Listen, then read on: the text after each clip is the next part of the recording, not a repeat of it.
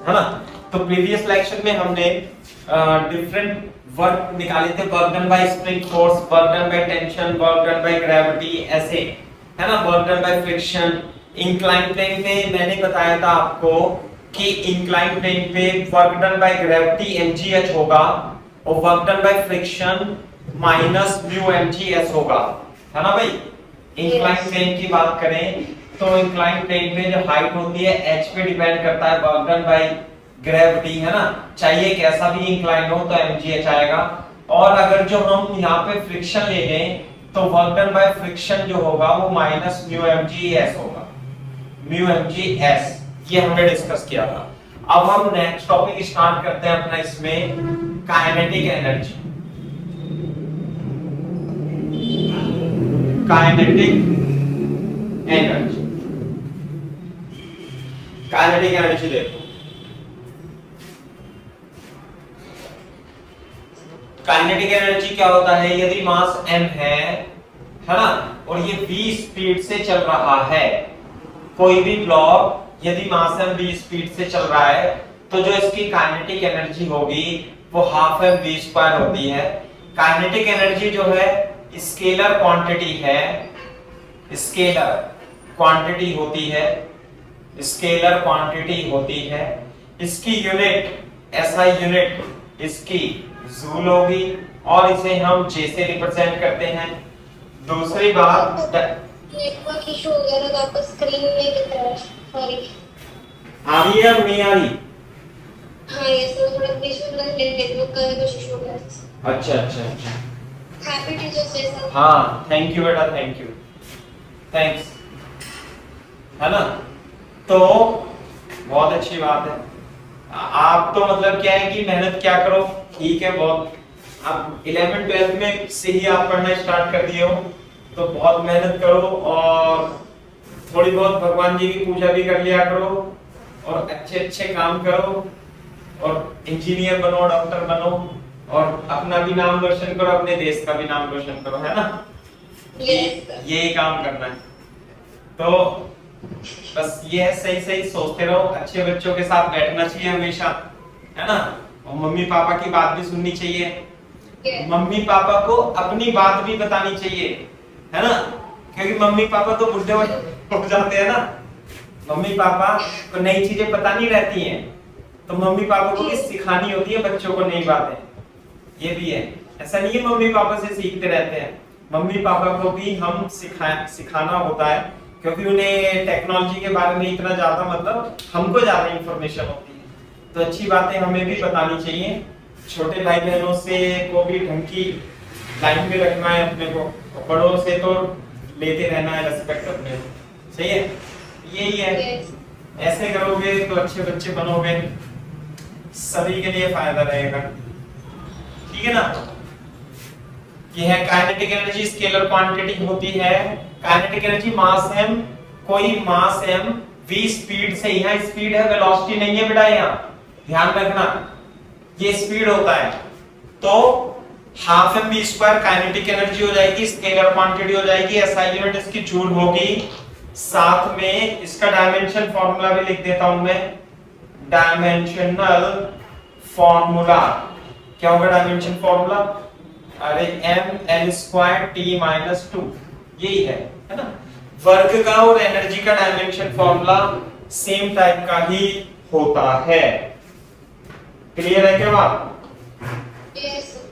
जैसे मैं आपको एक एग्जांपल देता हूं, ये मान लिया इंक्लाइन प्लेन है और मान लेते हैं यहाँ पे फ्रिक्शन नहीं है, फ्रिक्शन 0 है और ये 37 है, और ये मान लेते हैं हाँ ये हमारा 100 मीटर है। क्लियर है क्या बात? और एक ब्लॉक रखा हुआ है इस पे, ये है 2 kg का ब्लॉक, इसे m मान लेते हैं और m की वैल्यू कितनी है भाई? 2 kg है ना, और ये ग्राउंड है। मान लेते हैं ये this block is released from rest at the top of incline.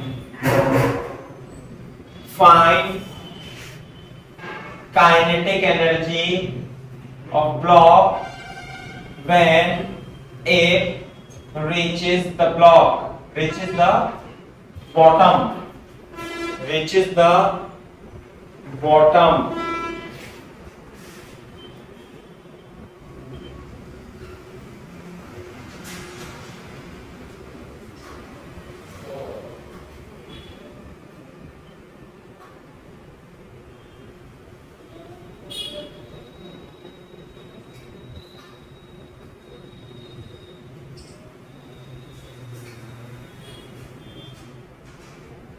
ठीक है भाई, find the kinetic energy of the block when it reaches the bottom.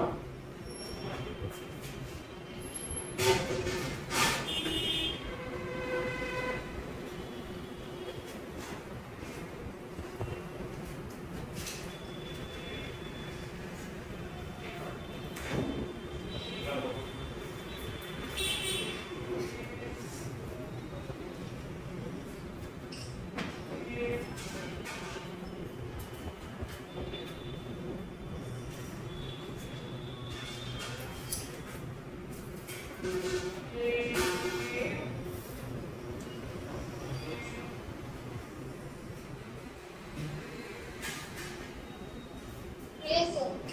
ठीक है भाई, तो इसकी हमें काइनेटिक एनर्जी निकालनी है। तो काइनेटिक एनर्जी कैसे निकालेंगे?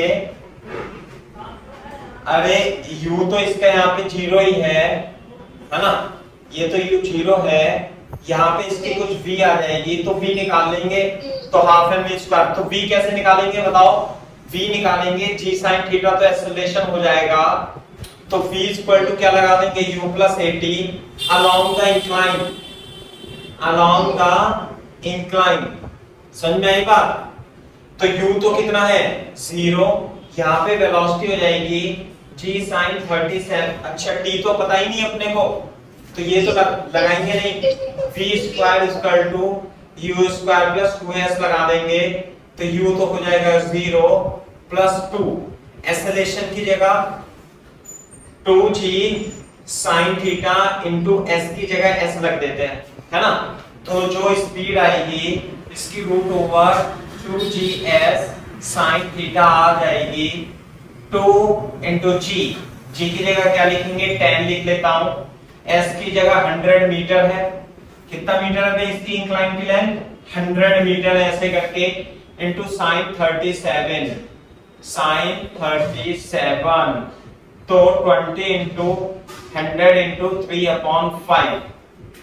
सही है भाई बात? तो 20√3 मीटर पर सेकेंड स्पीड आ जाएगी इसकी, इसलिए जो काइनेटिक एनर्जी होगी वो हाफ एम वी स्क्वायर भी आ जाएगी। 20√3 का square equal to 400 into 3 equal to 1200 joule is the correct answer.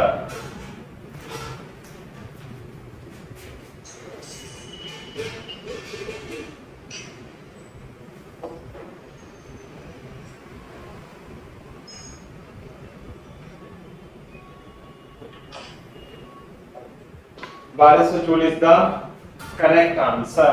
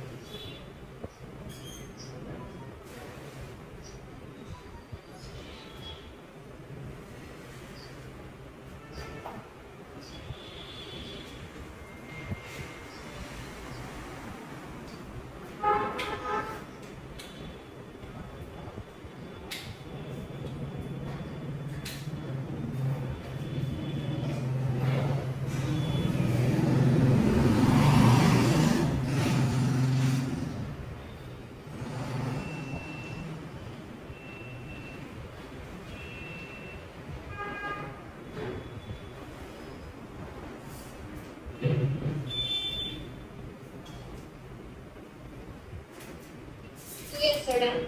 सही है मेरी बात? ठीक है, Yes, sir. Very good. तो अच्छा, अब इसमें इन अबव क्वेश्चन मैं आपको बताता हूं। In above question, in above ऐसा लिख दो example, in above question find work done bye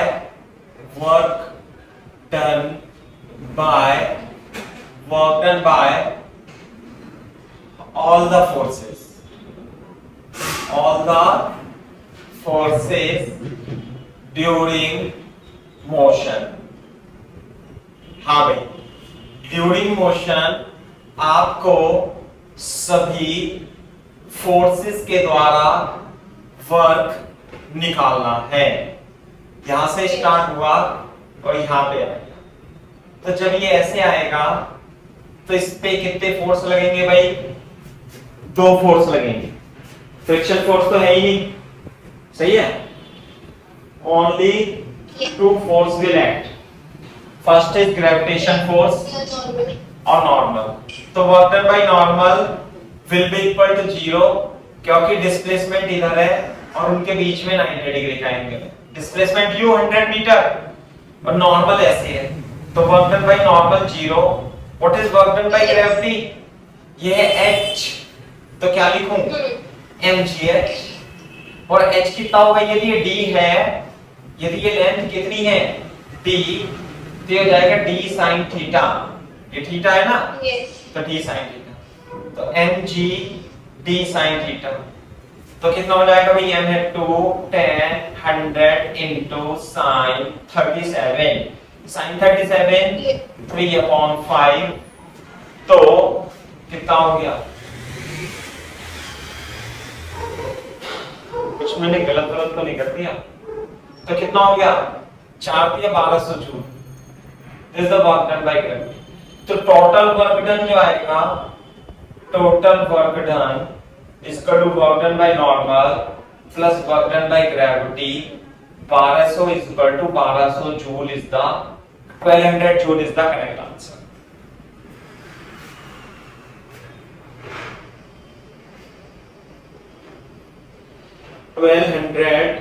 Joule is correct answer।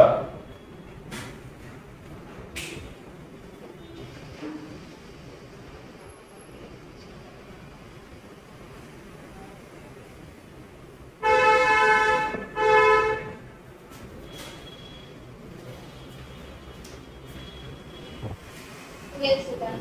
सही है ना?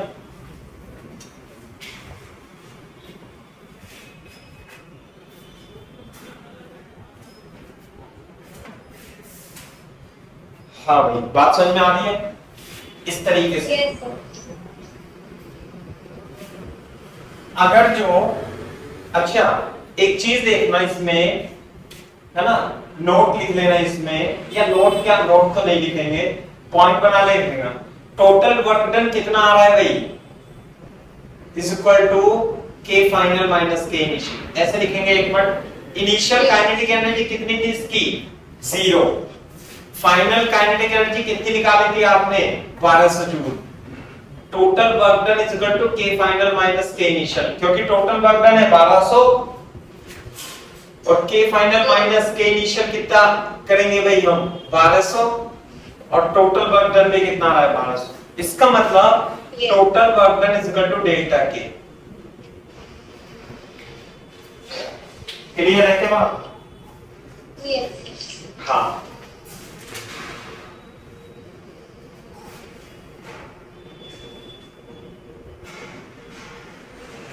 तो मैं आपको एक क्वेश्चन और कराता हूं भी इंक्लाइन प्लेन का।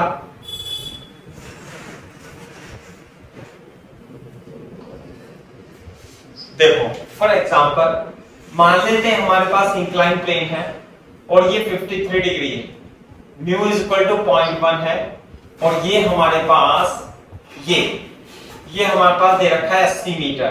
मान लेते हैं हमारे पास ब्लॉक है 4 kg का, है ना, और it is released from rest. If block is released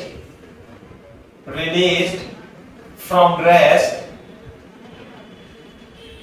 at top of incline.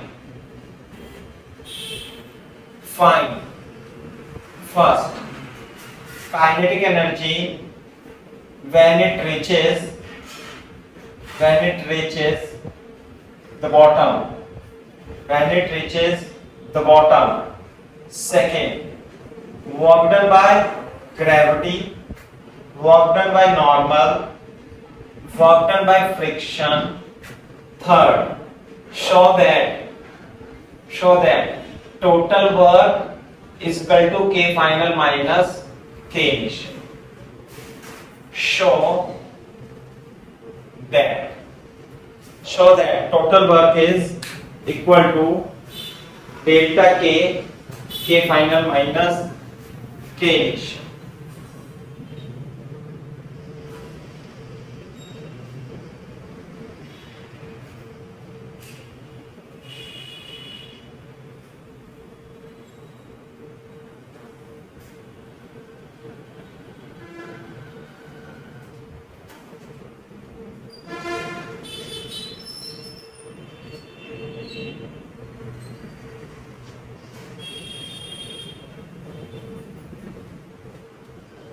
Yes, sir.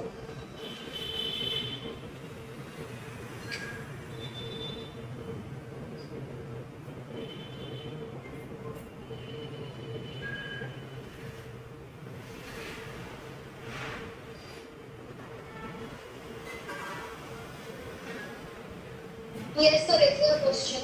हाँ बेटे, एक और दो।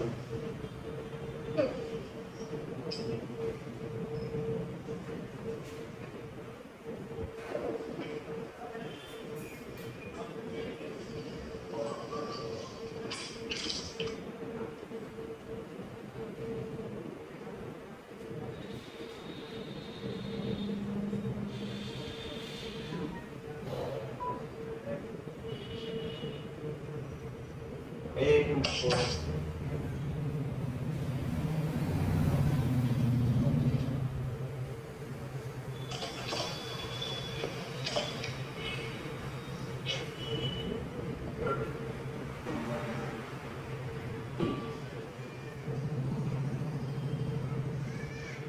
हाँ भाई, तो ये है। हाँ, तो आंसर नहीं आया इसका। अरे अच्छा सर, निकाल लेते हैं सर। हाँ, काइनेटिक एनर्जी निकालेंगे। सबसे पहले तो इसकी स्पीड निकालेंगे। कैसे? अरे स्पीड के लिए तो एक्सेलरेशन लिख देंगे a। कितना होगा a? c sin theta minus G cos theta. Very good, mu G cos theta. तो g तो कॉमन लेके sin 53 माइनस 0.1 cos 53 4/5 माइनस 0.3/5 कितना आ जाएगा? 5 दूनी 10 और 4 माइनस 0.3 4 माइनस 0.3 2 इंटू 3.7। हाँ, तो कितना आ जाएगा? 7 दूनी 14 3 दूनी 6 और 1 7 मीटर पर सेकेंड स्क्वायर। चेक कर लेना बेटा एक बार एक्सेलरेशन। 7.4 मीटर पर सेकेंड स्क्वायर। Yes. सही है। तो इसकी जो स्पीड आएगी वो u तो 0 है और v निकालनी है ना भाई? तो ये 80 है, ये 53 है, 53 है, ये 60 मीटर होगा। तो ये कितना जाएगा? 100 मीटर। तो यहाँ पे v निकालेंगे हम, तो v square equal to u square plus 2s लगाएंगे। तो v स्क्वायर ही निकाले रखना बस आप, क्योंकि v स्क्वायर की जरूरत पड़ेगी काइनेटिक एनर्जी में। रूट मत करना। 7.4 इंटू 100, तो ये हो जाएगा 7 दूनी 14 इंटू 100। तो v स्क्वायर 1480 आया है। क्लियर है बात? तो इसलिए जो काइनेटिक एनर्जी होगी वो होगी half m v square, m की जगह 2 की जगह 4 इंटू 1480, है ना? तो 2 कट जाएगा ये, तो 8 दूनी 16 हाथ से लग गया 1, 14 दूनी 28 और 29 joule. 2960 joule. Okay this is the kinetic energy. सही है भाई। यस सर अब हम निकालेंगे work done by gravity, work done by normal and work done by friction force. तो वर्क डन बाय नॉर्मल सबसे पहले लिखता हूं मैं 0, कॉपी कर लो यहां तक। लिख लिया सही वेरी गुड। और वर्क डन बाय ग्रेविटी कितना आएगा, ये तो 60 मीटर है, तो कितना लिख दूं mgh। m कितना है 4 10 into 60। ये बात समझ में आ रही है, 6 चौक 24 joule. Yes work done by friction कितना आएगा,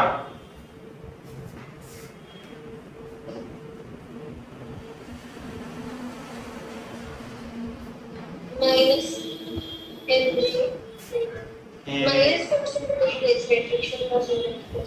हाँ कुछ गड़बड़ तो नहीं आ रही। 2as गलत तो हो ही गया, ये 80 मीटर नहीं हो, ये थोड़ा सा गड़बड़ हो गई। एक मिनट क्वेश्चन में इसे 60 मीटर करना है और ये आएगा 80 मीटर। सही है, जब ये आंसर नहीं मैच कर रहा, थोड़ा सा चेंज करना पड़ेगा बेटा। ये तो 60 आएगा और ये आएगा 80, ये आएगा आपका 80, ये आएगा आपका 60। थोड़ा सा सही कर लेना। और ये तो सही है ही सही, क्योंकि ये तो 100 आएगा ही आएगा। तो वर्क डन बाय ग्रेविटी जो होगा 4 into 10 into 8, तो 8 चौक 3200 joule. What is work done by friction का फॉर्मूला, माइनस mgs, यस और s कितना लिखूंगा इसमें 60, तो 4 into mu mgs, mu mgs 0.1 4 10 60, तो कितना आ गया भाई, माइनस 240 जूल। तो दिस इज वर्क डन है बेटा। S 100 नहीं लेंगे नहीं, s होता है बेस लेंथ। ओके हाँ यस s होता है बेस लेंथ। एक बार देख लो, ये होता है बेस लेंथ।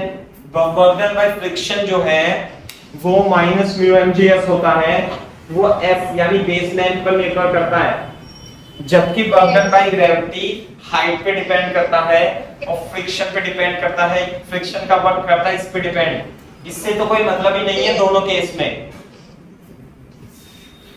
तो टोटल वर्क डन बता सकते हो कितना होगा, total work done normal gravity friction 0 3200 240 कितना आ गया भाई, ये आ जाएगा 2960 joule is the correct answer, which is equal to, यहां लिखेंगे k final minus k initial, 2960 minus 0 is equal to 2960 is equal to delta k is equal to total work. सही है क्या बात, this is total work.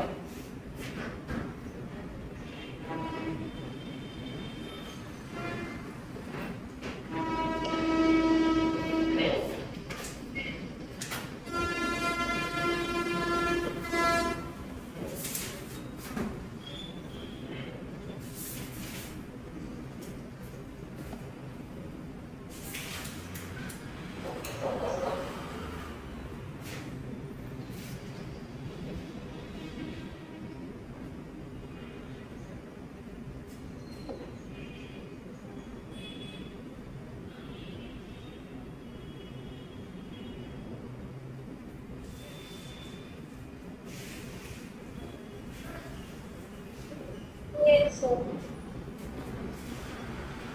Same ही। Yes hello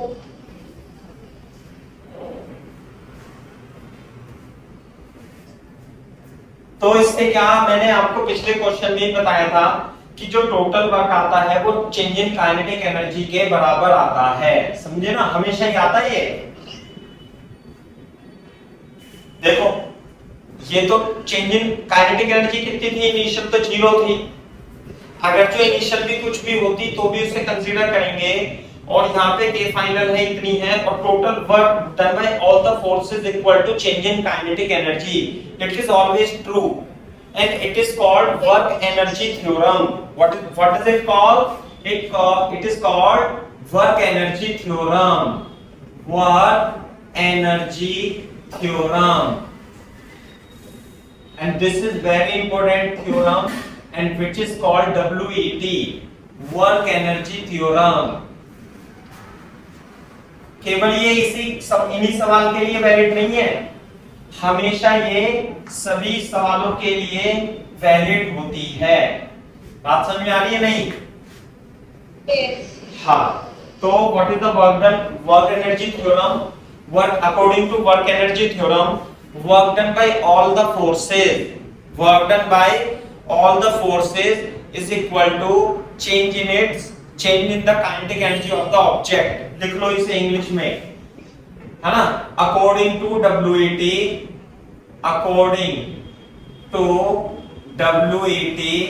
work energy को short में WET बोलते हैं, according to WET total work done by all the forces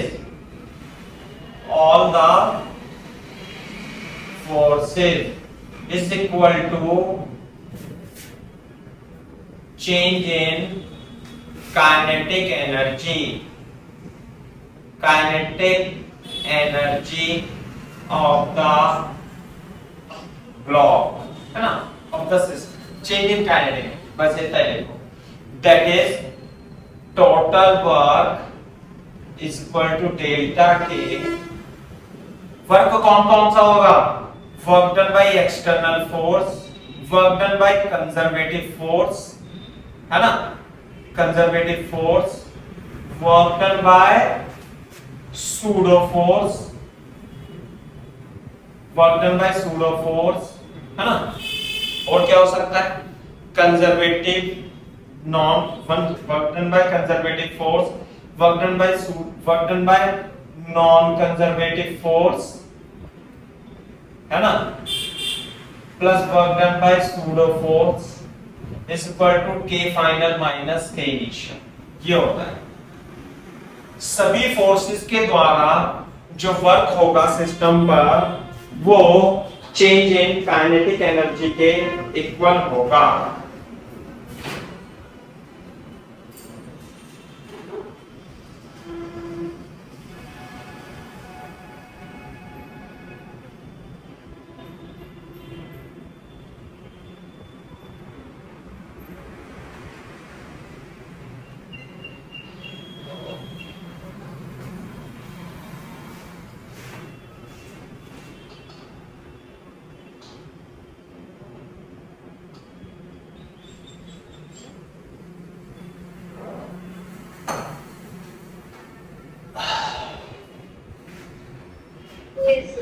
ठीक है, तो इस तरह से होता है।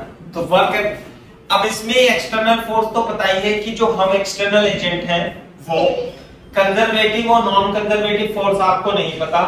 अब सूडो फोर्स तो पता है आपको नॉन इनर्शियल प्लेन में, है ना, तो मैं इसे कंजर्वेटिव और नॉन कंजर्वेटिव को समझाऊंगा, लेकिन पहले एक आप सिंपल से क्वेश्चन करा देते हैं। जैसे कि आप ये देखो, फॉर एग्जांपल मान लिया आपने एक बॉल है, मास m 2 kg की बॉल को रिलीज करते हैं रेस्ट से, है ना, तो जब ये नीचे चली जाएगी तो इसकी वेलोसिटी बढ़ जाएगी। मान लेते हैं ये 10 मीटर नीचे आ जाती है, तो आपको इसकी वेलोसिटी निकालनी है वर्क एनर्जी थ्योरम से, है ना। ऐसे लिख लेंगे, बॉल इज रिलीज्ड, लिख लो question proper, from rest, ball is released from rest at point A, find the speed of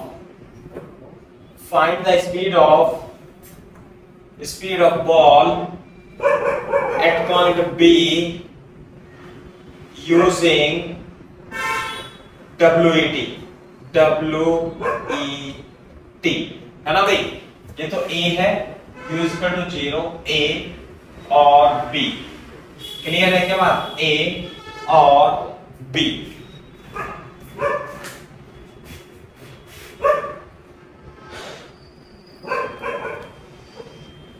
WAT की हेल्प से you have to find its velocity, its speed, है ना? स्पीड निकालनी है आपको।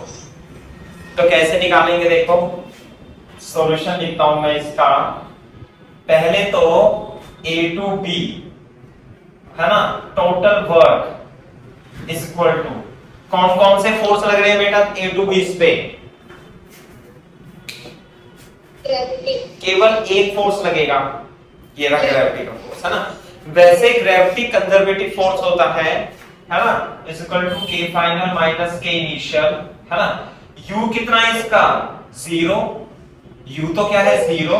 और V तो आपने को निकालना है, तो work done by gravity is equal to K final minus K initial. K initial हो गया 0, half mv square minus 0। Work done by gravity कितना लिखूंगा भाई? A to B।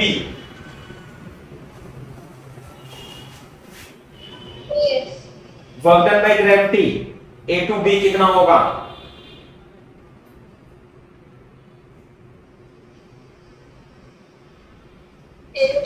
mgh। इसे हम काट देंगे, 2gh is equal to v square. तो बेटा v कितना हो जाएगा? √2gh। सेम क्वेश्चन आप न्यूटन्स लॉ ऑफ मोशन से भी आप लगा सकते थे, v स्क्वायर प्लस 2gh से, यूं करके √2gh।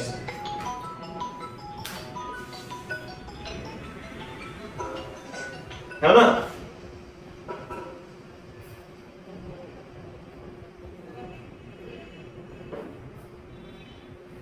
आंसर सेम ही आता।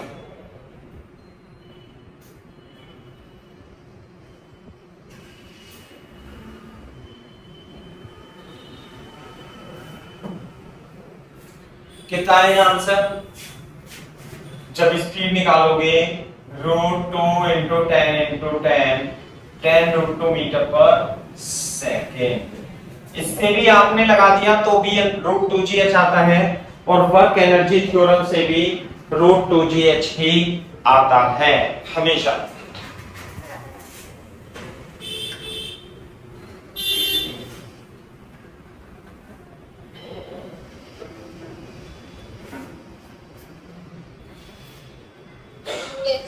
देखो फॉर एग्जांपल, मान लिया आपने एक टावर है, और टावर है मान लिया 80 मीटर का टावर है, और आपने इस पे, है ना, 20 मीटर पर सेकंड से बॉल फेंकी।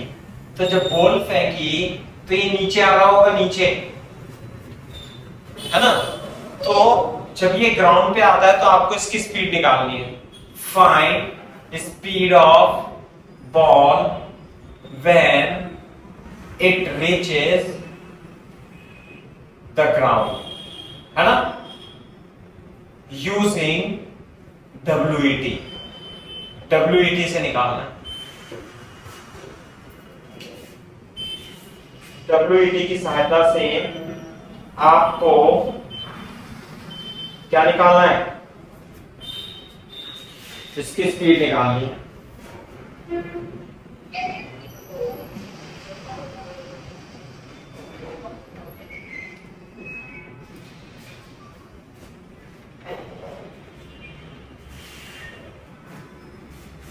निकाल लोगे भाई?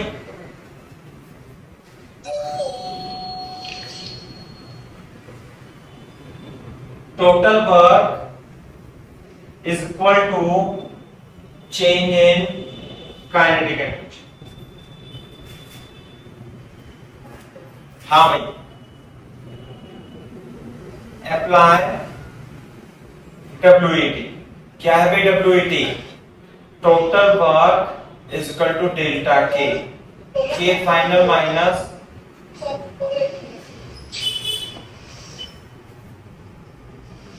इसमें कितने, यहां से लेके यहां तक, जब से ऊपर से लेके नीचे आएगा कितने फोर्स लगेंगे इस पे? एक ही लगेगा, ग्रेविटी।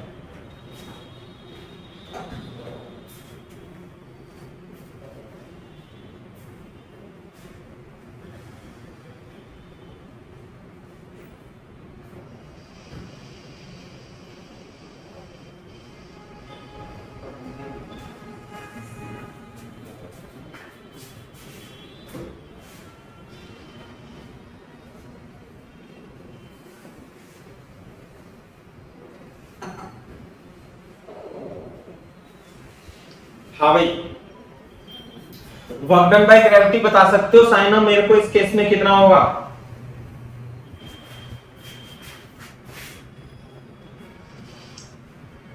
एक सेकंड से थोड़ा नेट का प्रॉब्लम हो रहा है यहाँ पे। अच्छा अच्छा अच्छा, हाँ यस सर। हाँ ग्रेविटी mg और hg होगा। mgh प्लस mgh या माइनस mgh ये बता सकते हो? यस नहीं माइनस माइनस है माइनस mgh या प्लस mgh नहीं है?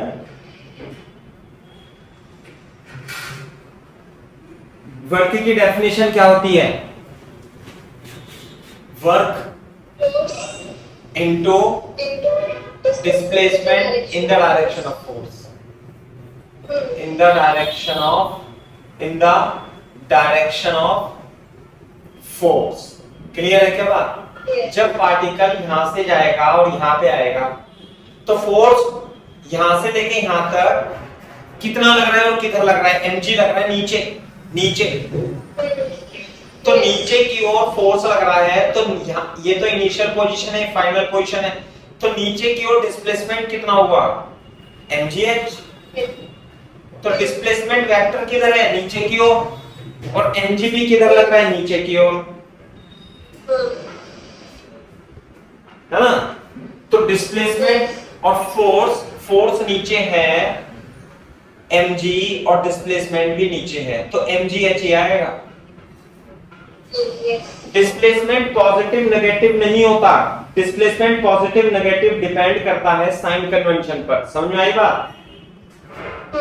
यदि आपने ओरिजिन मान लिया और इसे पॉजिटिव मान लिया, इसे नेगेटिव मान लिया, तो नीचे डिस्प्लेसमेंट नेगेटिव हो जाएगा, है ना?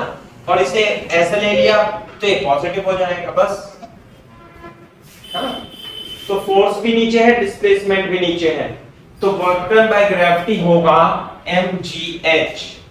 mgh is equal to half mv square minus half mu square। क्या मैं इसमें से mm कैंसिल कर सकता हूं?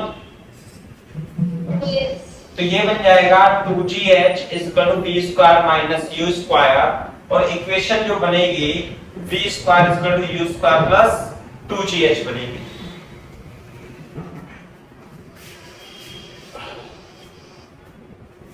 ये तो हमने सीखा भी था।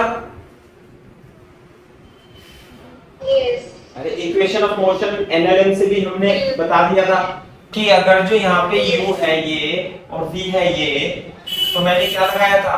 v square is equal to u square plus 2a dot s minus g minus h, तो v square u square is equal to 2gh नहीं आ गया था? ये आ गया, जैसे v स्क्वायर, तो सेम ही है। तो स्पीड यहाँ पे निकाल देंगे हम, है ना?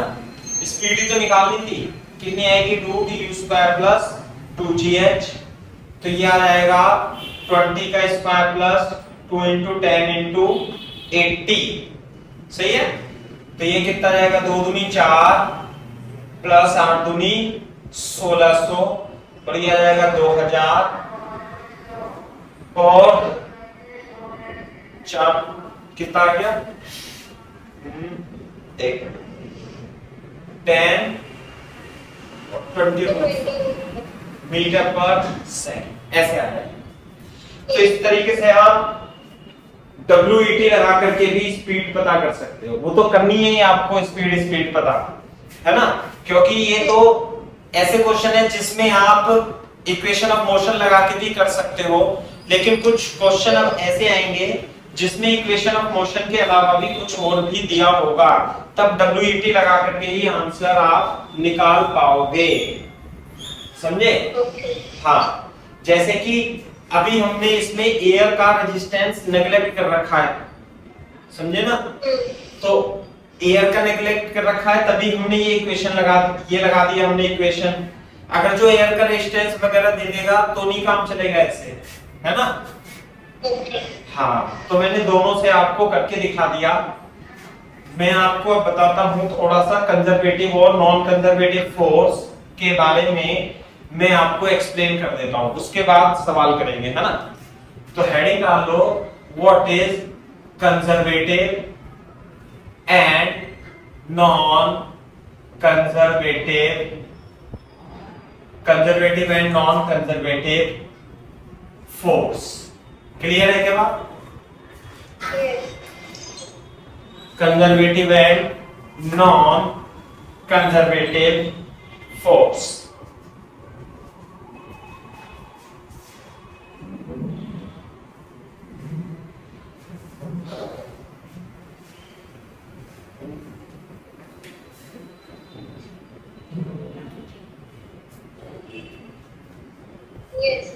Conservative and non conservative force, है ना।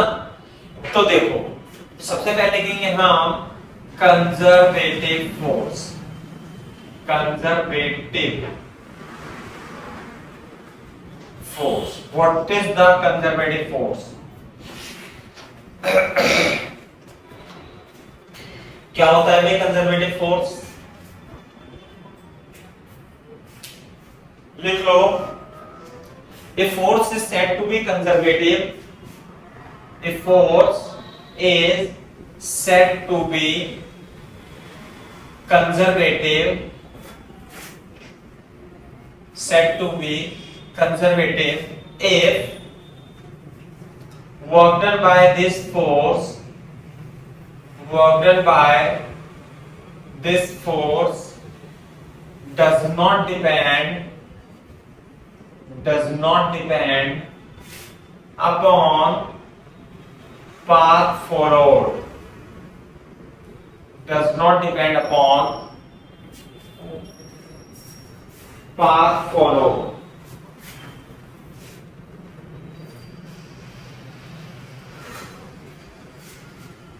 does not depend upon path followed. It depends upon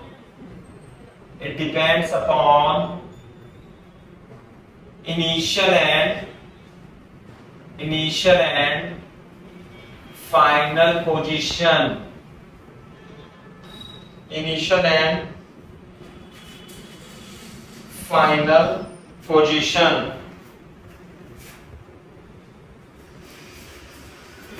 It depends upon initial and final position. For example,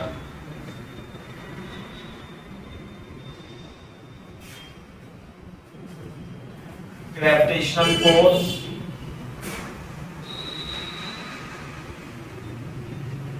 दूसरा electrostatic force,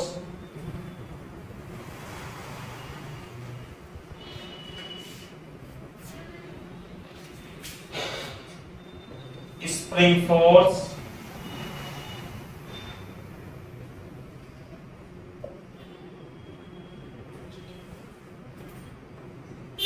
intermolecular force, intermolecular force, intermolecular force,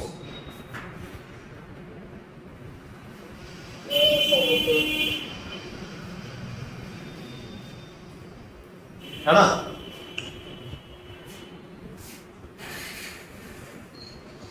दूसरा इसमें conservative force में ही एक central force भी होता है। कौन सा? Central force. What is central force? Conservative force में ही है, देखो, a force whose line of action, a force whose line of action always passes through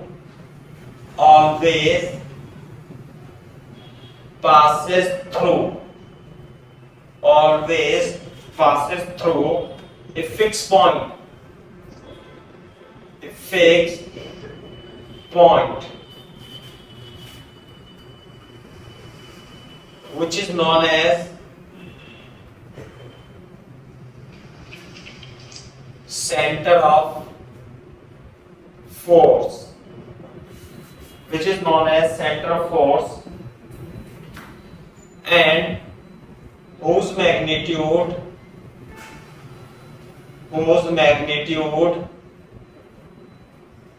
depends upon whose magnitudes depends upon the distance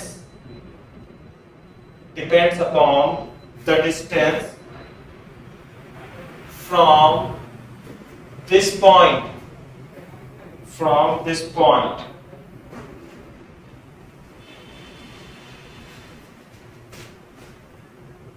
is known as central force. ये होता है central force.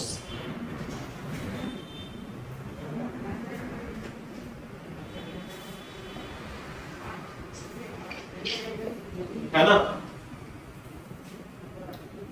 Central force में जो line of action of force है वो एक particular centre से होके जाएंगी हमेशा। ये जो फोर्स होगा ये फंक्शन होगा किसका? आर का।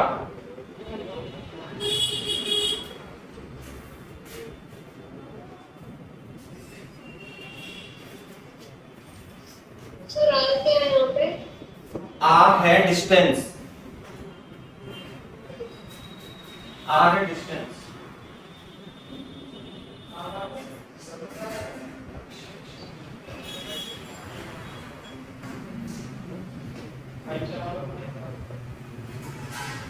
Yes sir.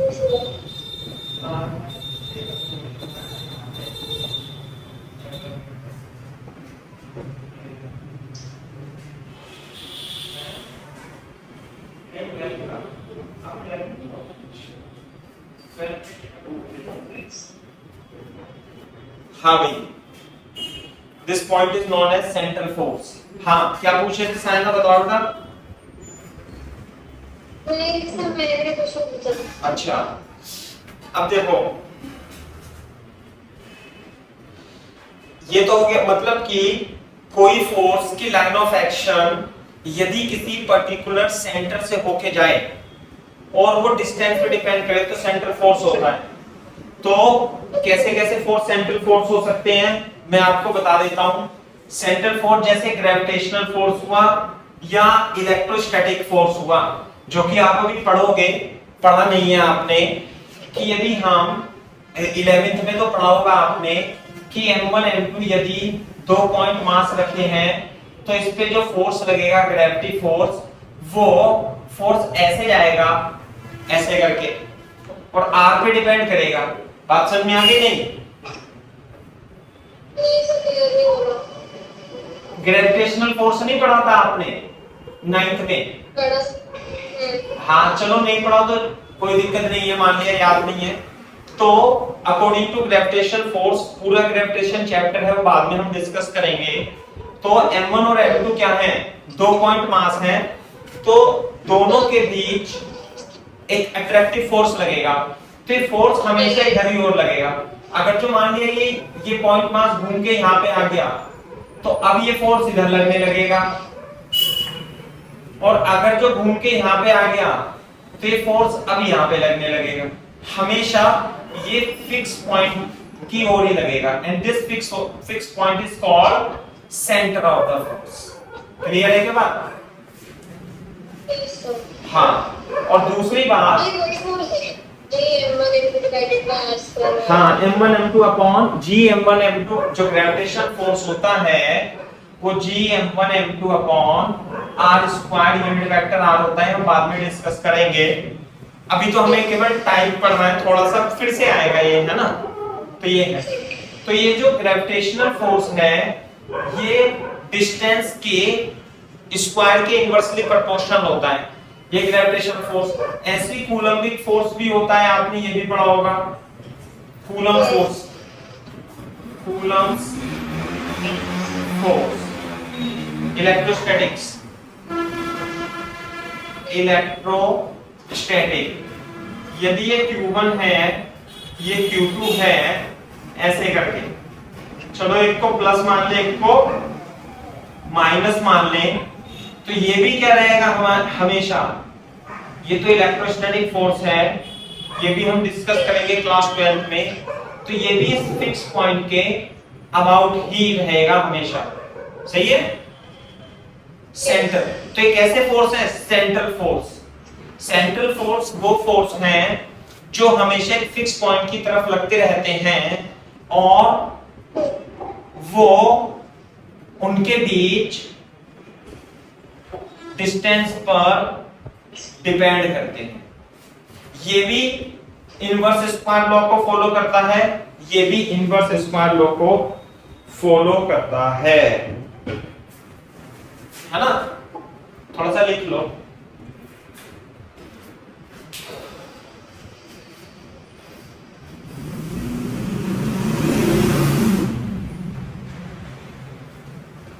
मुझे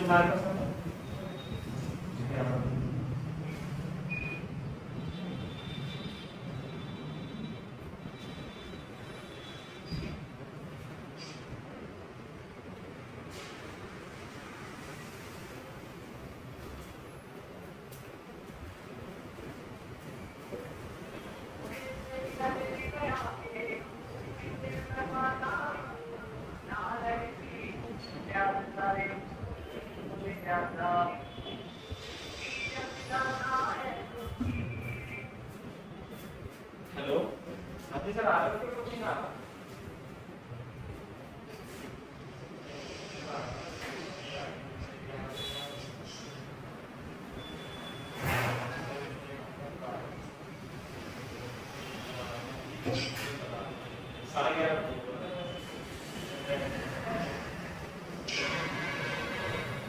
Yes, sir.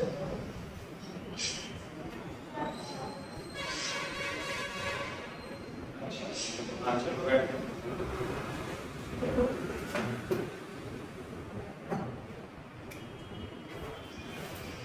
सही है भाई, ये है। Yes, अब देखो जितने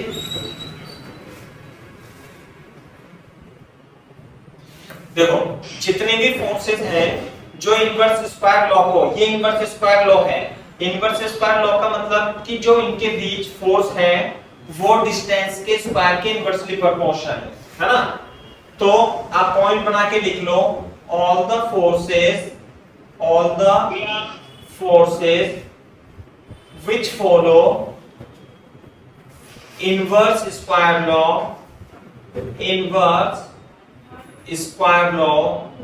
are called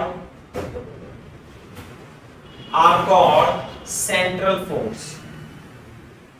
पहली बात ये। दूसरी बात ये, all the central force are conservative। All the central force are conservative in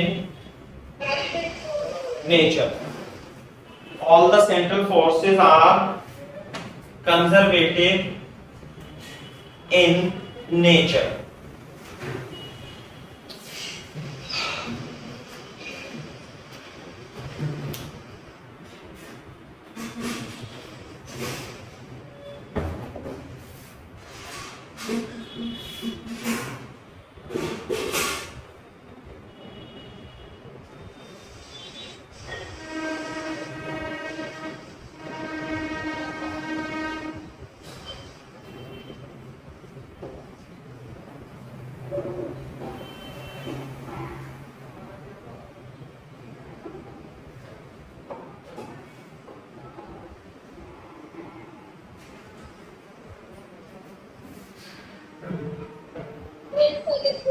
सही है। अब देखो मैं सेंट्रल फोर्स तो हो गए, ये कंजर्वेटिव किस प्रकार से है इसे आप समझने की कोशिश करना है ना।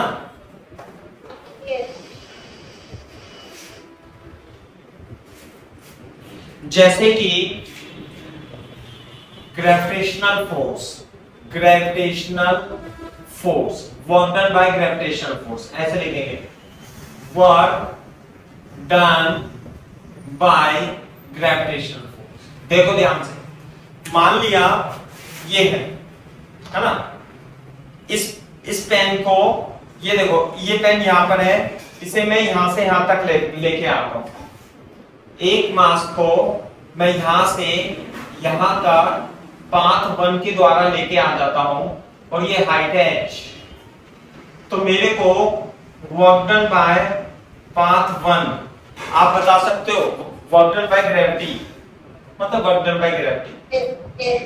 हाँ बताना कितना होगा?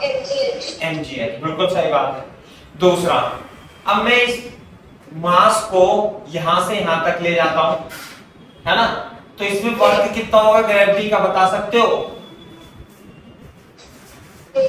0, बिल्कुल सही बात है। और फिर यहां से यहां तक ले जाता हूं, फिर वर्क डन बाय ग्रेविटी कितना होगा बता सकते हो? अच्छा, फिर मैं यहां से लेके यहां तक लाता हूं, वर्क डन बाय ग्रेविटी कितना होगा? 0। तो ये पाथ 1 था, और यदि मैं पाथ 2 को कंसीडर करूं तो वर्क डन बाय ग्रेविटी जो होगा पाथ 2 के लिए भी mgh ही होगा, 0 प्लस mgh प्लस 0। बात समझ आई? अच्छा, अब मैं एक काम करता हूं कि मैं ये वाला पाथ चूज करता हूं और इसे ऐसे लेकर के आता हूं। तो ये बताओ, इस पाथ में यहां से लेके यहां तक वर्क डन बाय ग्रेविटी कितना होगा? 0। और इस पॉइंट से लेके इस पॉइंट तक वर्क डन बाय ग्रेविटी कितना लिखूं? mgh। इसमें तो इस पाथ को मैं 3 पाथ लिख लेता हूं ऐसे करके, यूं गया और यूं आया। This is path 3, work done by path 3 is equal to mgh again. बात समझ में आती है?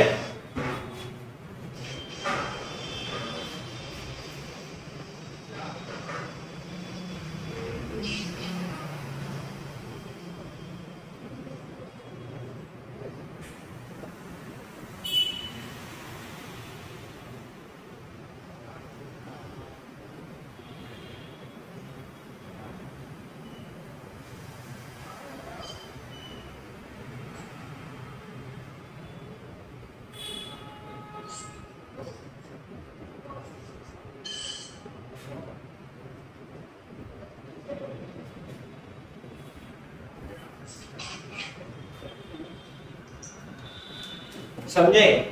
अगर जो आप इस मास को किसी भी रेगुलर पाथ से लेकर के यहां पर आओगे, दिस इज पाथ नंबर 4, है ना, पाथ नंबर 4, तो भी वर्क डन कितना होगा? mgh ही होगा। तो इसका मतलब ये है कि ये वर्क A से B तक हम किसी भी पाथ से लेकर के आए, work done by gravity is always equal to mgh. It does not depend upon path followed, है ना? All are equal. All are equal. Work done by gravity does not depend upon path followed, है ना? तो ये कैसा example है conservative force का।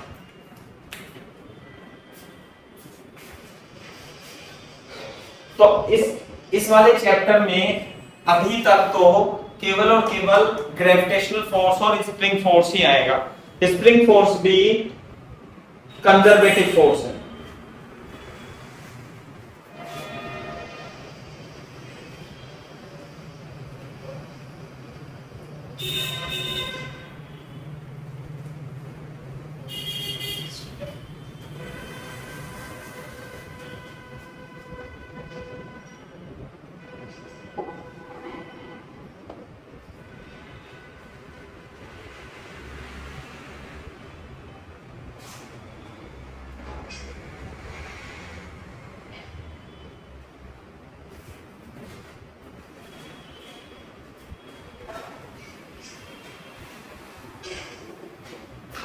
सही है जवाब?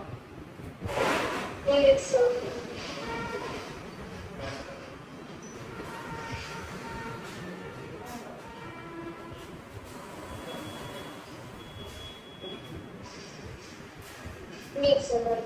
हाँ ठीक है, समझे ना। तो ये है, तो एक तो work done by gravitational forces वाले चैप्टर में यूज होगा, दूसरा जो फोर्स इस चैप्टर में यूज होगा वो होगा work done by spring force, है ना, work done by spring force. सही है। तो ये भी क्या इनिशियल और फाइनल पोजीशन पर डिपेंड करता है, इनिशियल एंड फाइनल पोजीशन पर डिपेंड करता है ना, लिख लो, हिंदी में लिख लो, डिपेंड करता है बस। बाकी इलेक्ट्रोस्टैटिक फोर्स और आगे वाले फोर्स हम नेक्स्ट मतलब 12th में स्टार्ट करेंगे, है ना। Okay. अब हम आते हैं, ये तो कंजर्वेटिव फोर्स है, दूसरा है non conservative force.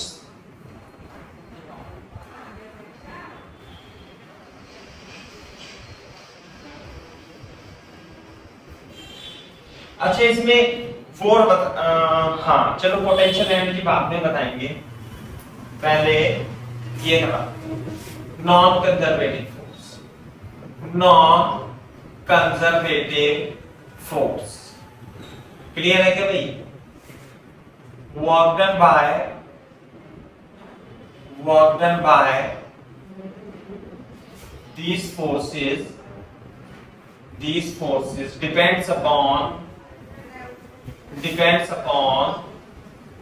path followed,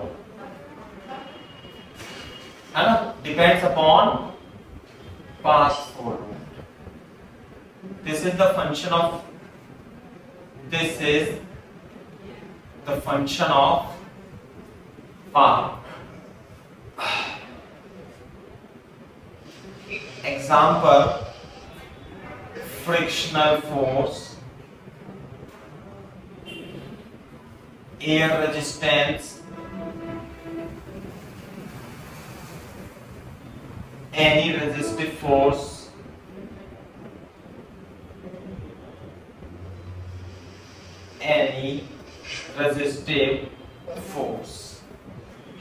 frictional force, air resistance, viscous force भी लिख लो, viscous force,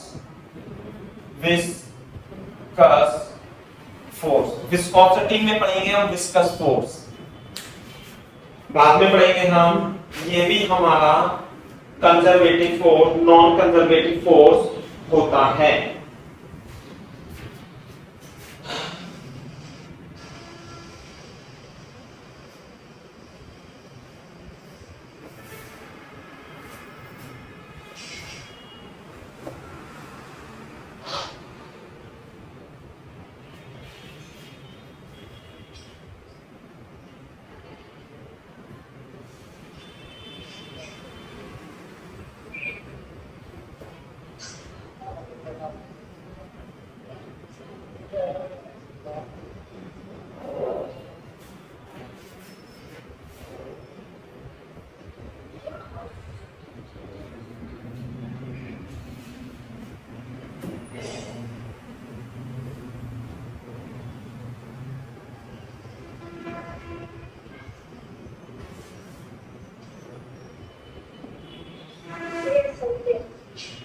सही है। तो देखो नॉन कंजर्वेटिव फोर्स, जैसे मैं फ्रिक्शन फोर्स की बात करूं, फ्रिक्शन देखना जरा यहां पे देखो, फ्रिक्शनल फोर्स बोर्ड पे देखना बेटा, अगर जो मान्य ग्राउंड है तो यहां पे गया है और इसका फ्रिक्शन फोर्स म्यू है और ऐसे ले जाकर के डिस्प्लेसमेंट डी करके यहां पे पहुंचा दिया ए से बी, तो बेटा डब्ल्यू ए से बी कितना होगा बता सकते हो? Work done by friction minus mu M G T, minus mu M G T. अच्छा अगर जो मैं इसे वापस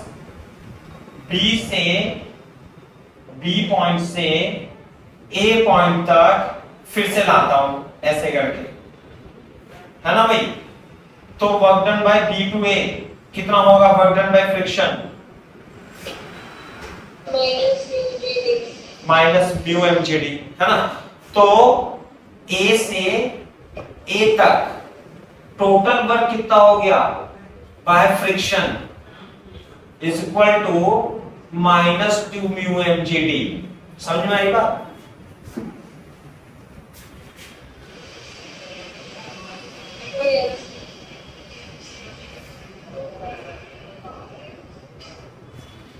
ए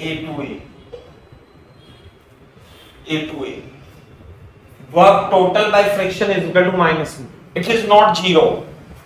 जबकि ग्रेविटेशनल में ध्यान से देखो, ग्रेविटेशनल में फोर्स क्या होता है, wire in case of gravitational, बताना भाई यहां से लेके गए एम से लेके एम तक, डी नीचे लेके गए, तो कितना आएगा 1 में mgh। और अगर जो मैं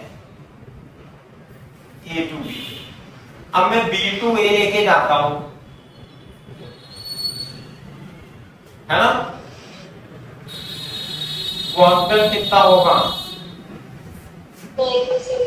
माइनस mg। तो टोटल वर्क डन, टोटल कितना होगा भाई माइनस जीरो। तो work done in loop is zero, work done in loop is zero.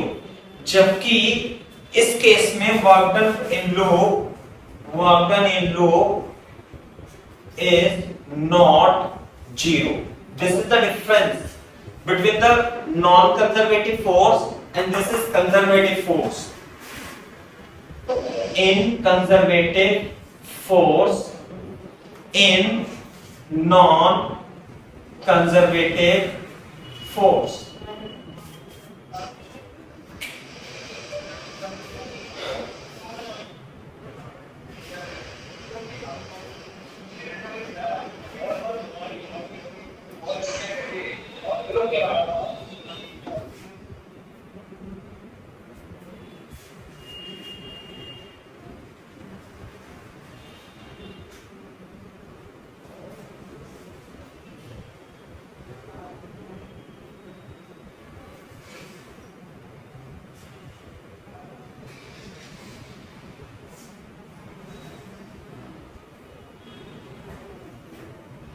Copy हो जाए तो बता देना बेटा। मैंने आपको व्हाट्सएप पे एक फोटो भेजा है, अभी भेजा है सर? हाँ, मैं लिखा नहीं रहा हूं, उसे आप खुद लिख लेना, है ना। Difference between conservative and non conservative forces.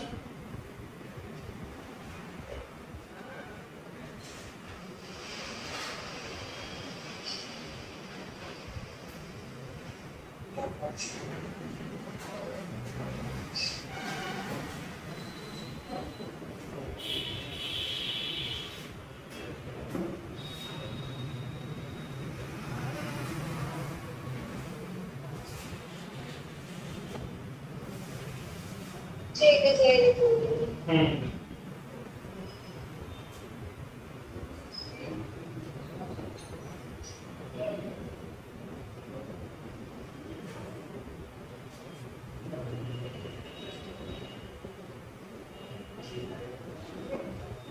मिल गया बेटा?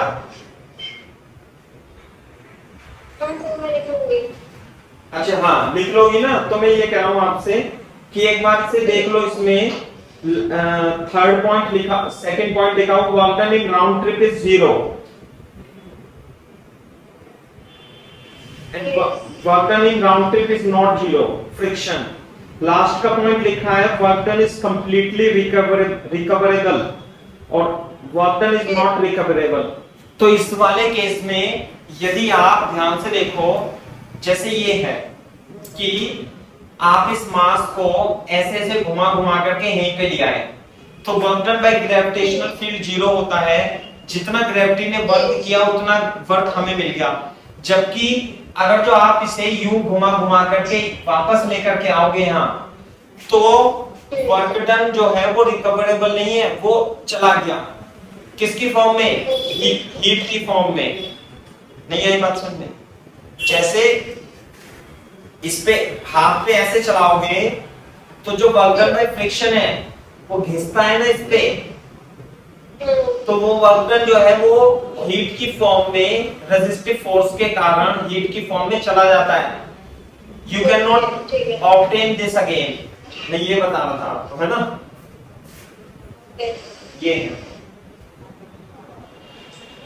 दूसरी बात ये है कि अब हम कुछ एग्जांपल कर लेते हैं, है ना? पोटेंशियल एनर्जी बाद में पढ़ लेंगे, पहले बस एक पॉइंट लिख लो इसमें, द कॉन्सेप्ट ऑफ, ऐसे लिख लो, इसे बाद में डिस्कस करेंगे।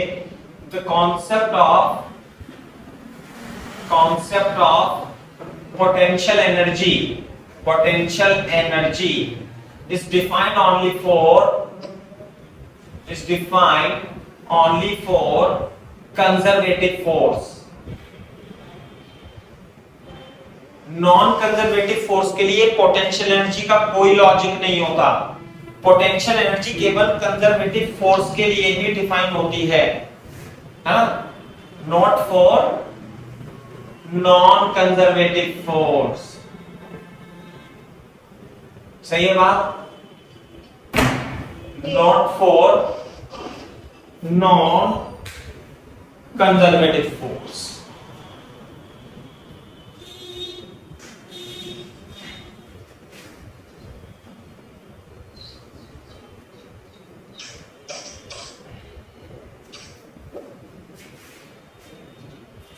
Not for non-conservative force,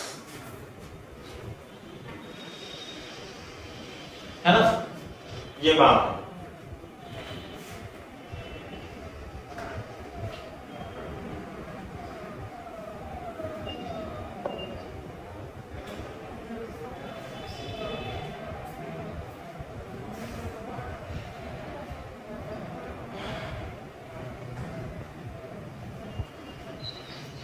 साफ कर दूं? Yes sir. चलो, तो अब हम ऐसे करते हैं। फॉर एग्जांपल देखो, ये कि ऊपर खाबड़ इंक्लाइन है और ये मान लेते हैं 40 मीटर है, और ये मान लेते हैं ये हमारा 80 मीटर है, ऐसे, है ना? और फ्रिक्शन कोएफिशिएंट 0.1 है और यहाँ पे 2 kg का ब्लॉक है ना? तो हमें ये बताना है ये velocity, find speed of the block when it reaches the bottom, when it reaches the bottom।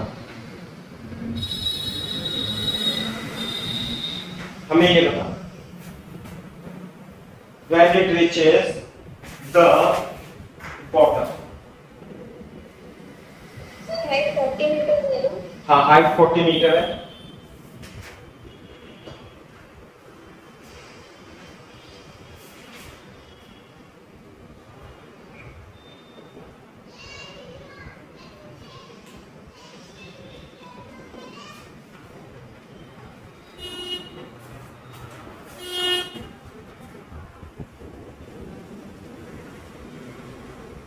Yes sir. कैसे करेंगे बताओ? वर्क एनर्जी थ्योरम से। क्या है वर्क एनर्जी थ्योरम?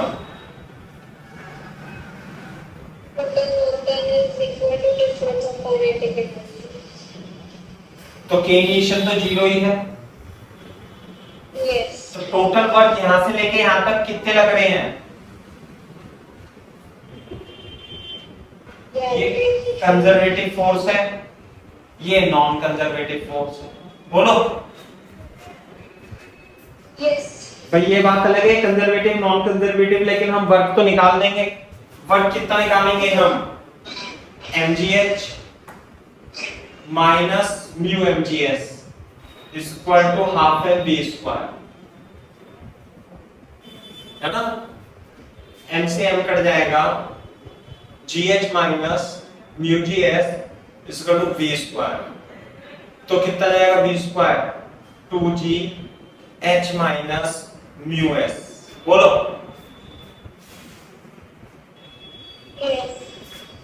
तो 20 40 माइनस 0.1 इंटू 80 कितना आ गया 40, 40 माइनस 8 कितना आ गया 20 इंटू 32, तो v स्क्वायर है ना भाई, तो v कितना आ गया रूट ओवर 20 इंटू 30 है ना, 4 पंजे 20 और 16 दूनी 32, 8 रूट 10 मीटर पर सेकंड, ऐसे निकाल लेंगे। देखो डब्ल्यूटी से हमने इसमें कोई भी एनएलएम की इक्वेशन नहीं लगाई बेटा, नहीं आई बात समझ में भाई, हमने कोई भी एनएलएम की इक्वेशन नहीं लगाई इसमें कि इतना फोर्स उतना फोर्स स्पीड इतनी है, सिर्फ वर्क एनर्जी थ्योरम से हमने इसे सॉल्व कर लिया।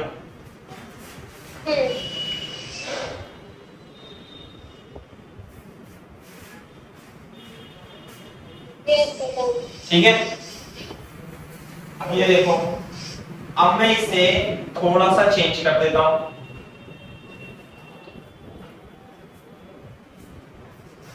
मान लेते हैं हमारे पास एक इंक्लाइन है, ये स्मूथ इंक्लाइन है और यहां पर रफ है, ये 53 है और ये हमारे पास 100 मीटर है, यहाँ पे 2 kg का ब्लॉक है, 2 kg था, यूं आएगा और यूं आएगा और यहाँ पर म्यू 0.4 दे रखा है, तो यहाँ पर कहीं पे आकर ये रुक जाएगा।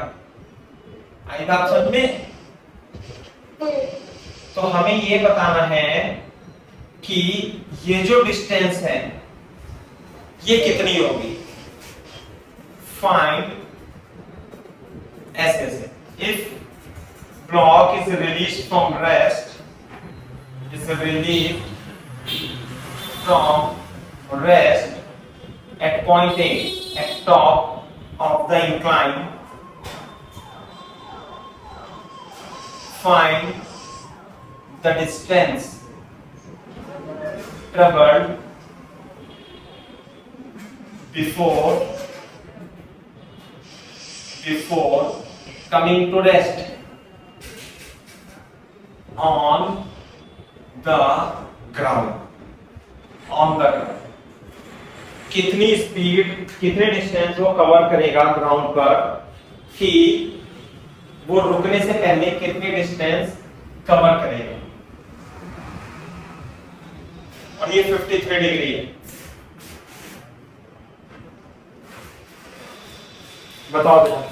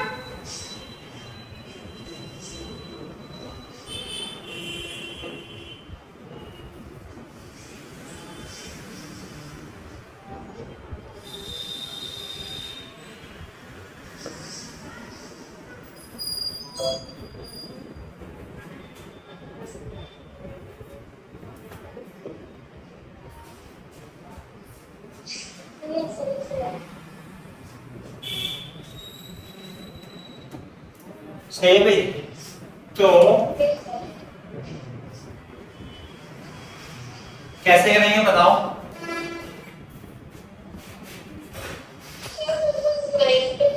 पे आएगा वहां पर उसकी वेलोसिटी निकाल सकते हैं।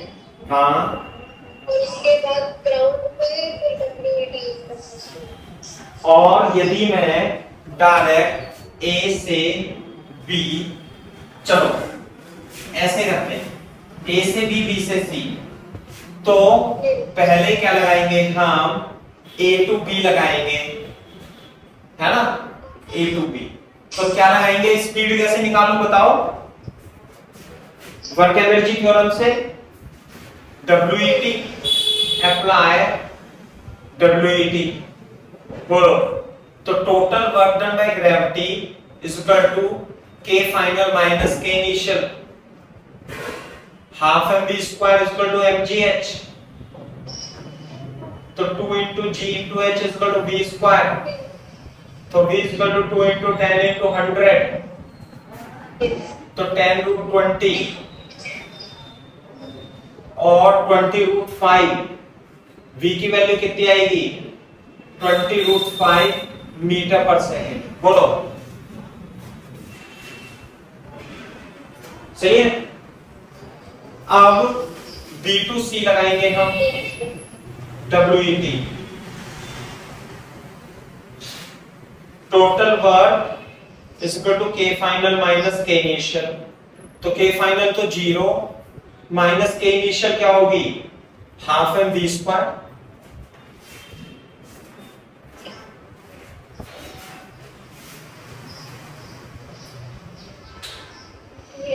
और टोटल वर्क B से C कितने फोर्स लग रहे हैं बता सकते हो आप, अरे work done by normal plus work done by friction plus work done by gravity, है ना भाई, यहाँ पे ग्रेविटी के अलावा है वर्क डन बाय नॉर्मल भी था, उसे हमने कर लिया 0, लिख लेना यहाँ पे।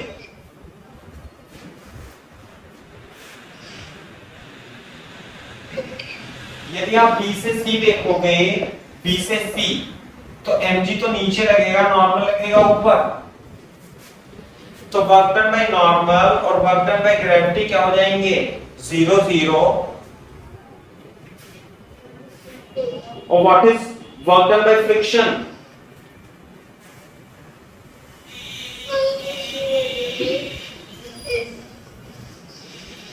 तो mu G S is equal to half V square, clear है क्या बात।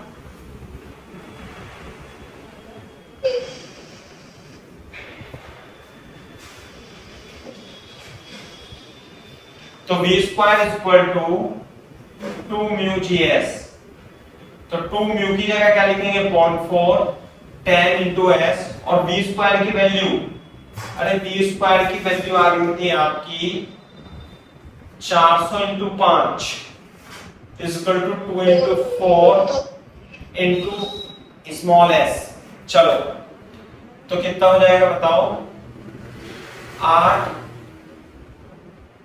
8 पंजे 40,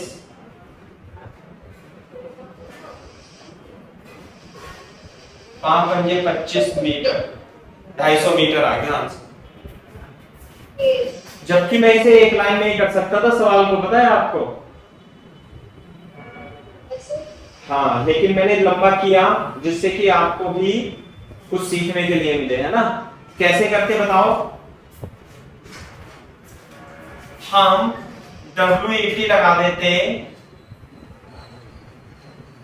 A to C डायरेक्टली,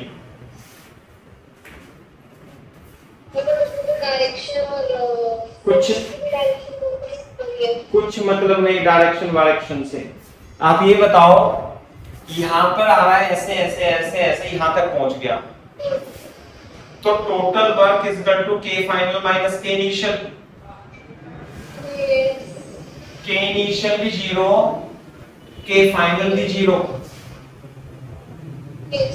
और यहां से लेके यहां तक कितने टाइप के वर्क फोर्स लग रहे हैं इस पे, work done by friction, work done by normal, work done by gravity, और कोई सा फोर्स लग रहा है क्या, नहीं लग रहा ना।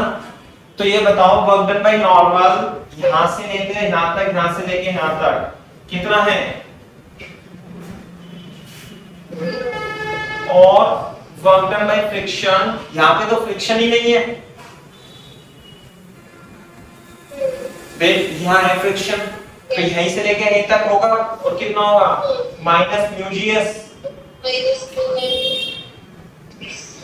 और यहाँ से लेके यहाँ तक वर्क डन बाय ग्रेविटी कितना होगा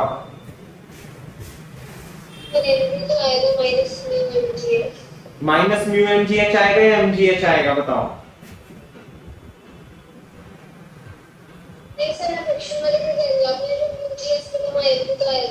हाँ बिल्कुल आएगा।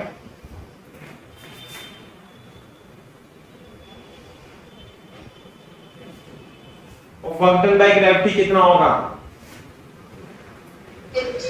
एम जी एच, बिल्कुल सही बात है। M G H equal to 0, तो M G H equal to mu M G S, से एम जी से एम जी कट गया, H equal to mu S. बताओ कितना आसान है, एस आ गया h अपॉन 0.4 है ना, तो h कितना है 100 upon 0.4, 250 metre is the correct answer. बोलो जरा, तो है ना यूजफुल WET, तो ये बात है। तो WET से हम क्वेश्चन को शॉर्ट में कर देंगे।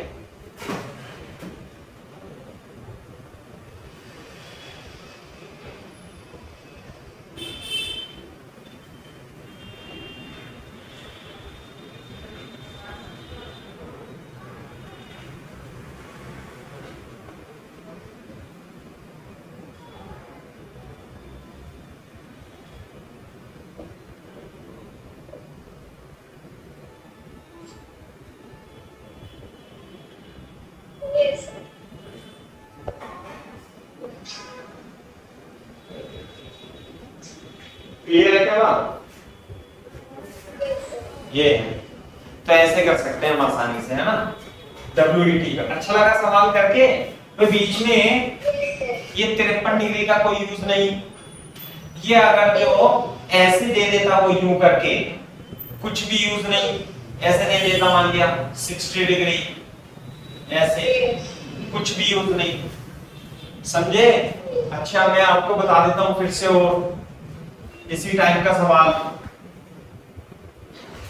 कि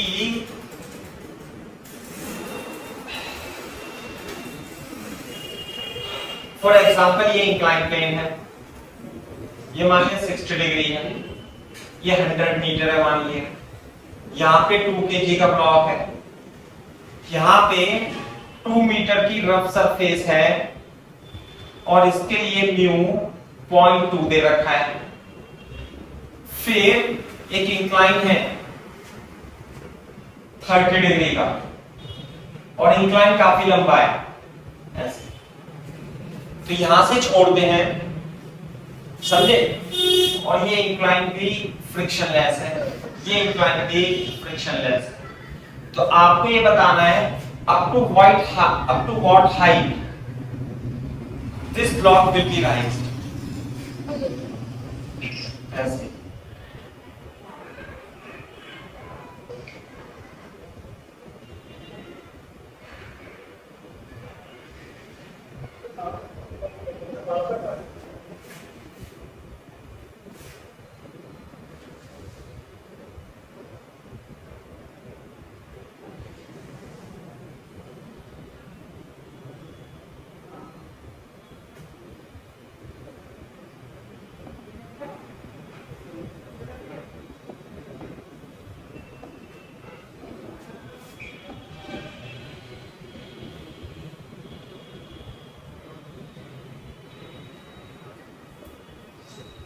बताओ भाई, ये हाइट निकालनी है।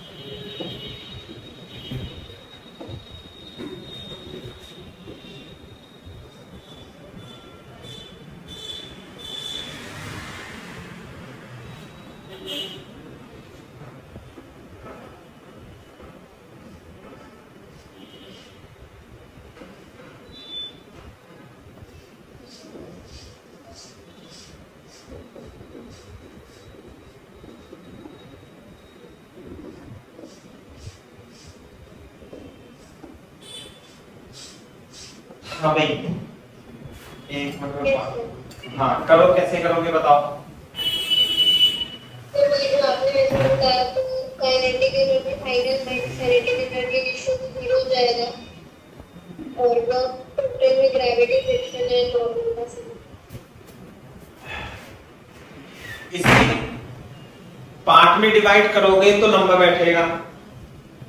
जैसे आपका मतलब तो डायरेक्ट आप ए से बी तक WET लगा दो आप, है ना। तो अब ये देखो, जब ये अगर जो मान लीजिए ये फ्रिक्शन नहीं होगा, फ्रिक्शन नहीं होगा, तो मेरे को बता सकते हो कितनी ऊंचाई तक जाता है ये?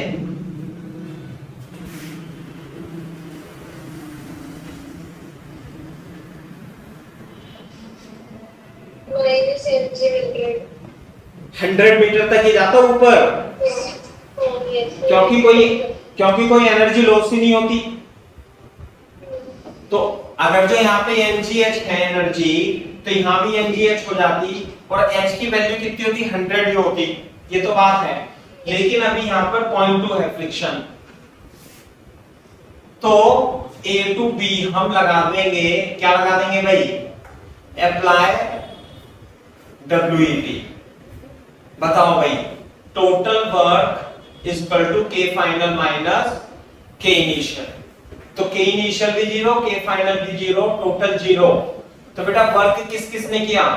Work done by gravity, work done by normal plus work done by friction is equal to कितना लिखूं? 0। मेरे को आप वर्क डन बाय ग्रेविटी बता सकते हो क्या? mg 100 plus mgh तो जब नीचे आएगा, माइनस mg, हाँ माइनस mg 100, और जब ऊपर जाएगा माइनस mgh। यस या आप सीधे सीधे mg 100 माइनस h भी लिख सकते थे, क्योंकि ये कितना था? 100, ये h, तो डिस्प्लेसमेंट इस डायरेक्शन में कितना हुआ? 100 माइनस h। तो वर्क डन बाय ग्रेविटी कितना हुआ? mg 100 minus h। Work done by normal in most of the cases 0 ही रहेगा, और वर्क डन बाय फ्रिक्शन बता सकते हो कितना होगा? इसी पार्ट पे होगा, minus mu mgs is equal to 0। तो इधर जाएगा mg 100 minus h is equal to mu mg into s। mg से mg कट गया, 100 minus h into mu into s। Mu कितना है? 0.2, s कितना है? 2, दिस इज 0.4। तो हाइट कितनी हो गई भाई? 100 minus 0.4 is equal to 99.6 metre ऊंचाई चढ़ना। तो बहुत छोटा डिफरेंस है।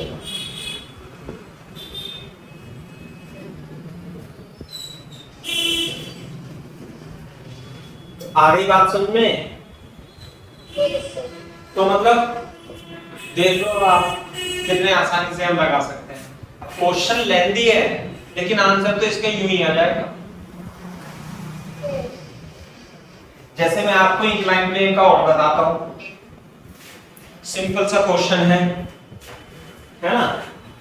क्वेश्चन है, लिखो जैसे एक इंक्लाइन है और मैंने 2 kg के ब्लॉक को 20 मीटर पर सेकंड से फेंका है और 37 डिग्री है और म्यू की वैल्यू इसमें 0.5 है। मेरे को ये बताना है up to what height at what height it will stop, after what height, after rising what height it will stop, it will stop। Clear है क्या बात? after rising what height it will stop।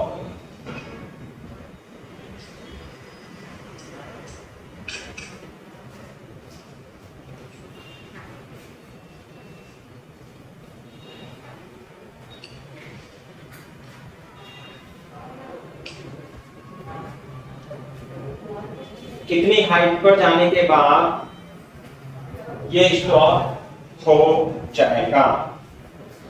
तो एक तो तरीका ये है कि आप इसमें एलएलएम और इक्वेशन ऑफ मोशन की हेल्प से हाइट निकाल दो।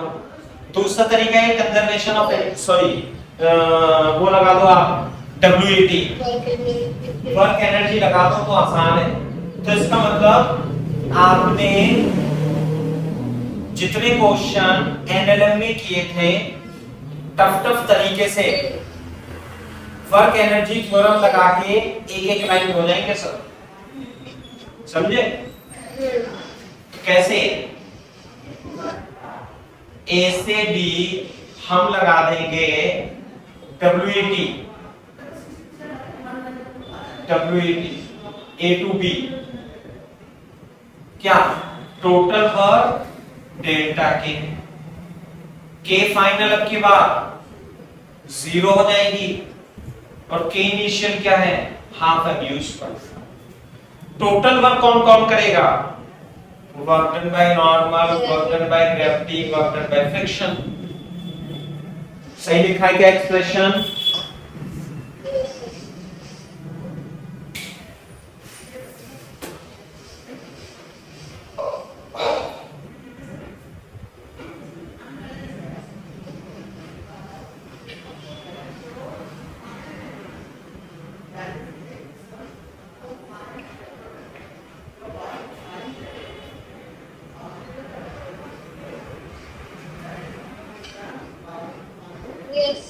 सही है। Work done by normal 0। आप मेरे को वर्क डन बाय ग्रेविटी बता सकते हो?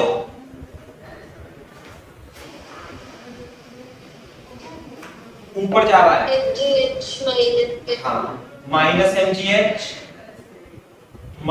mgh। अच्छा, तो वर्क डन बाय फ्रिक्शन कितना होगा? Work done by friction minus mu mgs इसको to minus half M B square. तो एक तो माइनस कट जाएगा, एक m कट जाएगा, तो कितना आएगा यहाँ पे? gh plus mu gs is equal to half b square, half u square. ये u है ना? बात समझ में आ रही है? तो हमारे पास tan 37 है h अपॉन s, तो 3/4 होता है ये h अपॉन s, तो s 4h अपॉन 3 हो गया। तो gh और म्यू की वैल्यू कितनी है? 0.5 g और s को लिख लेंगे 4h अपॉन 3 इसका तो हाफ u स्क्वायर का मतलब है 20 का स्क्वायर। बात समझ में आ रही है नहीं?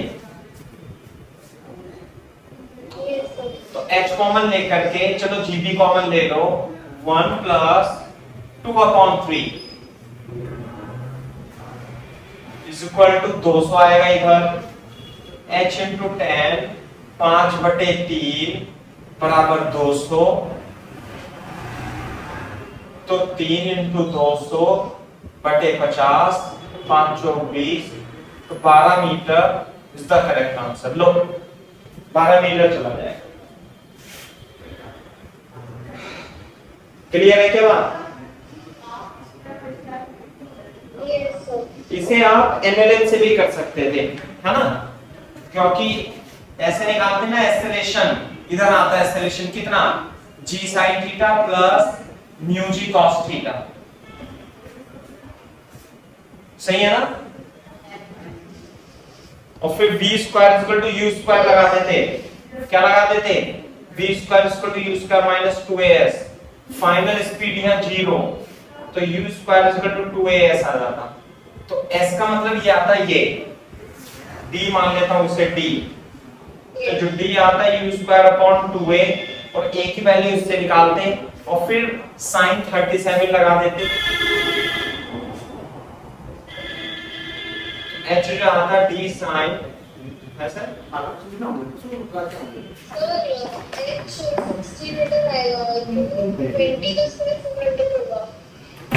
एक मिनट यहाँ पे गलती हो गई।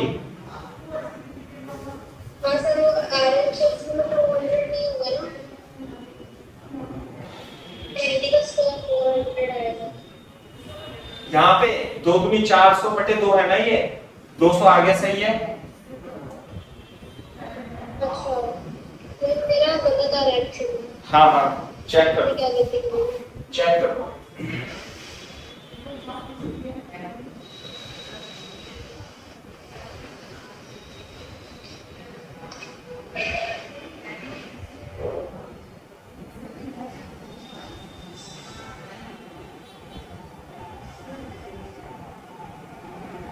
Yes sir. ठीक है भाई, ये है। तो मैंने ये तो बोला था, सुना था क्या आपने, हाँ सर। है ना भाई, एक्सेलेरेशन रिटार्डेशन निकाल लेंगे, g sin theta plus mu G cos theta आएगा, और उसके बाद सब ये लगा लेंगे इक्वेशन ऑफ मोशन से, तो भी आ जाता है ना। और WET लगाना आसान होता है, देख लो चाहे आप, कुछ क्वेश्चन में इक्वेशन ऑफ मोशन से आसानी से कैलकुलेशन यूं ही करके हो जाती है, कुछ क्वेश्चन में WET लगाकर से कैलकुलेशन यूं ही हो जाती है। तो आपको जो चीज आसान लगे आप वो यूज कर सकते हैं, लेकिन अभी अभी आप पहली बार सीख रहे हो, तो कोशिश करना आप एक क्वेश्चन को एनएलएम से भी करो, यानी इक्वेशन ऑफ मोशन से, और WET से भी करो, और वेरीफाई करके आंसर लेके आओ। सही है ना बात? ये अभी आप